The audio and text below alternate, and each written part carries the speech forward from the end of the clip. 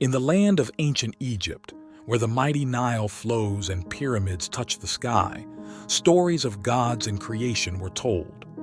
Today, we journey back in time to uncover the mysteries of the Egyptian creation myth.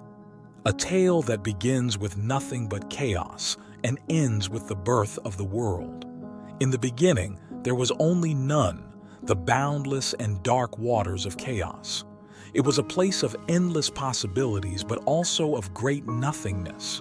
From this chaos emerged Atum, the first god, who willed himself into existence. Atum was all alone in the void, and from his thoughts he began to create. Atum created Shu, the god of air, and Tefnut, the goddess of moisture, by spitting them out. These first divine beings would begin the formation of the world. Shu and Tefnut roamed the chaotic waters, creating space and moisture. From their union, the earth and the sky were born. Geb, the god of the earth, and Nut, the goddess of the sky.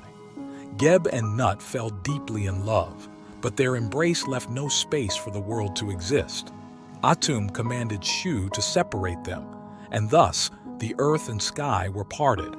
This separation allowed for the birth of the elements and the creation of life. From the union of Geb and Nut came four important deities: Osiris, the god of the afterlife; Isis, the goddess of magic and motherhood; Set, the god of chaos and desert storms; and Nephthys, the goddess of protection and mourning. These four gods, along with Atum, Shu, Tefnut, Geb, and Nut, form the Ennead, the 9 deities who played crucial roles in the creation and maintenance of the world.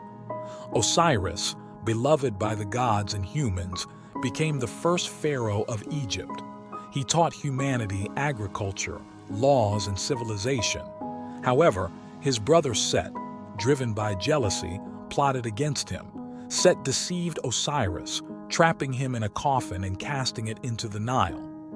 Osiris's wife, Isis, with the help of her sister Nephthys, searched for and found his body.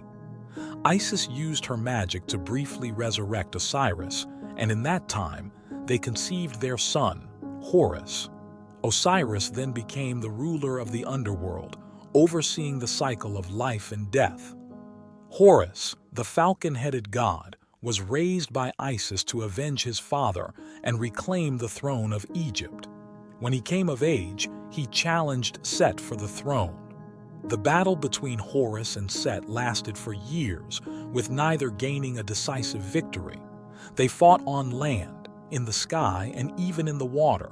In the end, the gods of the Ennead intervened and declared Horus the rightful king of Egypt. Set was banished to the desert, embodying chaos and disorder. Central to the Egyptian worldview was Ma'at, the goddess of truth, balance, and cosmic order. Ma'at ensured the harmony of the universe and was a guiding principle for both gods and humans. In the afterlife, the hearts of the deceased were weighed against the feather of Ma'at. Those who lived justly were allowed to enter the afterlife, while those who didn't faced the devourer, Ammit. The creation myth is not just a story of gods, but a reflection of the natural cycles in Egypt.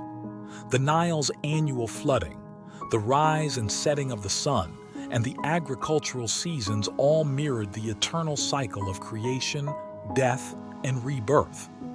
The stories of Atum, Osiris, Isis, Horus, and the Ennead have been passed down through millennia, etched in stone and written on papyrus.